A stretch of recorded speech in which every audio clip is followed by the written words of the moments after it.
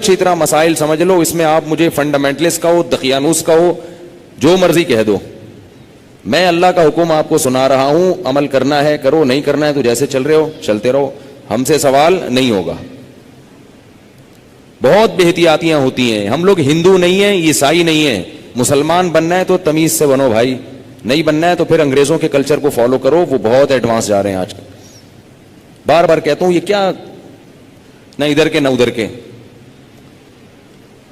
تو جب بیٹی 9 سال کی ہو جائے, بیٹی 9 سال, تو باپ پر یہ احتیاط لازم ہے کہ وہ اس کو پیار کرنے میں احتیاط سے کام لے.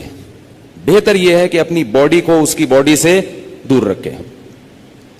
پیار کرنا ہو سر پہ ہاتھ رکھے, بیٹی سر پہ پیار کرے, گالوں پہ یا ہونٹ پہ پیار نہ کرے. 9 سال کی بچی احتیاط کرے اس سے, یہ احتیاط کی عمر ہے. اور جب بالغ ہو جائے پھر تو ہرگز اس کی اجازت نہیں ہے. کیونکہ مسئلہ یہ ہے کہ باپ اگر بیٹی کو اس طرح سے پیار کرے اور خدا نخواستہ باپ کے دل میں شہوت پیدا ہو گئی, اور اس کی کچھ تفصیل ہے, یہ خود سے فیصلہ نہ کریں, مفتی سے کسی مفتی کے سامنے پوری صورتحال رکھیں. تو اگر یہ شہوت پیدا ہو جائے تو اس بیٹی کی ماں اس باپ پر ہمیشہ کے لیے حرام ہو جاتی ہے. شریعت میں جو سیکچول ریلیشن ہے وہ ایک وقت میں ایک عورت کے ساتھ ہو سکتا ہے. ماں سے ہو گیا تو بیٹی سے نہیں ہو سکتا, بیٹی سے ہو گیا تو ماں سے نہیں ہو سکتا. ایسی اجازت نہیں ہے کہ ادھر بھی اور ادھر بھی, نہ نہ نہ نہ. سوتیلی بیٹی جو ہے نا, قرآن نے کیا کہا ہے کہ جب کسی عورت سے نکاح ہوا تمہارا اور نکاح کے بعد اس عورت سے تمہارا سیکچول ریلیشن قائم ہو گیا تو اس عورت کی بیٹی تم پر ہمیشہ کے لیے حرام ہو گئی. اب اس بیٹی سے کبھی بھی قیامت تک کے لیے نکاح نہیں ہو سکتا. اگر وہ ریلیشن قائم نہیں ہوا اور ریلیشن قائم ہونے سے پہلے طلاق ہو گئی تو بیٹی سے شادی ہو سکتی ہے. قرآن کی اس آیت سے فقہاء نے, امام ابو حنیفہ نے اور ان کے شاگردوں نے اور بہت سارے تابعین نے استدلال کیا ہے کہ اسلام میں ایک وقت میں جس عورت سے ریلیشن ہوا اس کی ماں سے, اس کی بیٹی سے ریلیشن نہیں ہو سکتا. نہ حلال, اور حرام تو ویسے ہی حرام ہے, حلال ریلیشن بھی نہیں اب ہو سکتا.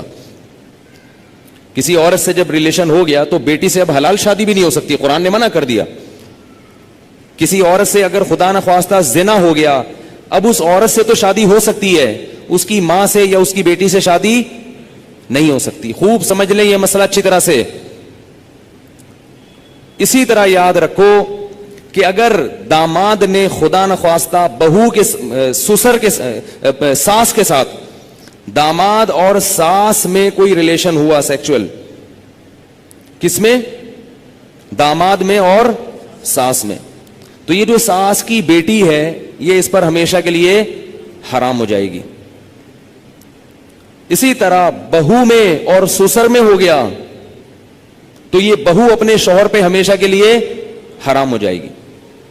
بات آ رہی ہے سمجھ میں؟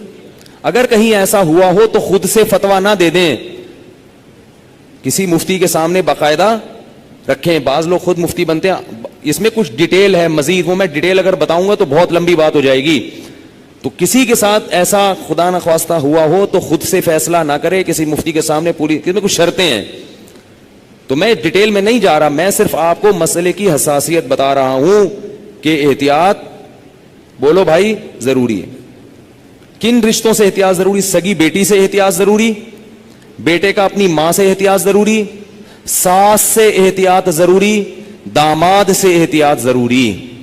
یہ وہ رشتے ہیں. سوتیلی بیٹی سے احتیاط ضروری. کسی عورت سے آپ نے شادی کی, اس کی بیٹی آپ کی محرم ہے, لیکن اگر اس سوتیلی بیٹی سے سیکچول ریلیشن ہو گیا تو وہ بیٹی تو حرام تھی, اس کی ماں بھی ہمیشہ کے لیے حرام ہو گئی.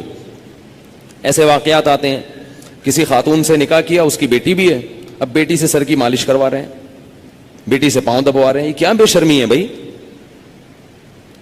جوان بیٹی سے جو ہے نا وہ پاؤں دبوا رہے ہیں, سر کی مالش کروا رہے ہیں. اور بہت سارے ایسے واقعات آتے ہیں, فون آتے ہیں کہ جی جوان بیٹی تھی, اس سے ایسے میں کر رہا تھا تو مجھے شہوت پیدا ہو گئی, میں کیا کروں؟ کیا کریں بھائی, آپ کی بیوی حرام ہو گئی, اور کیا کرو؟ حضرت یہ کیا, مجھے تو پتہ ہی نہیں تھا. شریعت کے علم, مسئلے کا علم نہ ہونا, اس سے یہ تھوڑی کہ شریعت ہی بدل جائے گی. آپ گئے پاکستان آئے, آپ کو نہیں پتا کہ لال بتی پہ گاڑی روکنی ہے اور ہری پہ چلانی ہے, آپ کو پتہ نہیں تھا. لال بتی پہ آپ سگنل توڑ کے آگے چلے گئے, پولیس والے نے روکا تو آپ کہہ رہے مجھے تو پتہ ہی نہیں تھا کہ لال پہ روکتے ہیں. چھوڑ دے گا آپ کو وہ؟ تو اسی طرح اللہ بھی نہیں چھوڑتے کہ پتہ ہی کوئی نہیں, آپ کو پتہ ہی نہیں تھا آپ کو. تو یہ خوب سمجھ لیں, ان رشتوں میں احتیاط کی بہت سخت ضرورت ہے. اسلام پاکیزہ نظام بنانا چاہتا ہے. بہو گھر میں آئی ہے تو سسر کے لیے وہ بیٹیوں کی طرح ہے. جب بھی اس پہ نگاہ ڈالے, کیسی نگاہ ڈلے گی؟ بیٹی جیسے. اور اس کو ہاتھ نہ لگائے. پیار کرنا ہے بہو کو, سر پہ ہاتھ رکھے. سمجھ رہے ہیں؟ نہیں سمجھ میں آ رہی نا, کیا کریں؟ بہو کو پیار کرنا ہے تو کیا کرنا ہے؟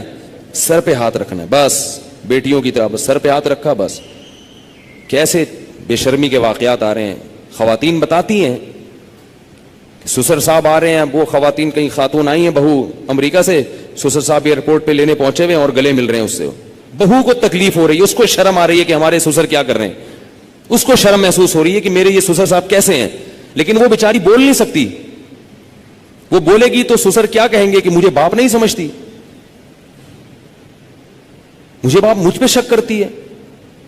کیوں بھائی؟ تو سسر کو مسئلہ سمجھا دیں. میں یہ نہیں کہہ رہا کہ وہ بیچارہ غلط ہوگا, ہو سکتا ہے وہ بیٹیوں ہی کی طرح گلے مل رہا ہو, اور ہر ایک کی سوچ غلط نہیں ہوتی, کسی سے بدگمان ہونے کی اجازت نہیں ہے.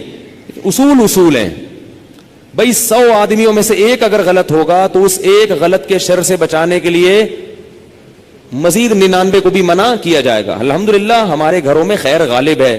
سسر بہو کو بیٹیاں کی طرح سمجھتے ہیں, بہویں سسر کو باپ کی طرح سمجھتی ہیں. ہمارے معاشرے میں ابھی شر کا عنصر کم ہے, خیر اس معاملے میں الحمدللہ غالب ہے, مگر یہ غالب ہی رہے تو اچھا ہے.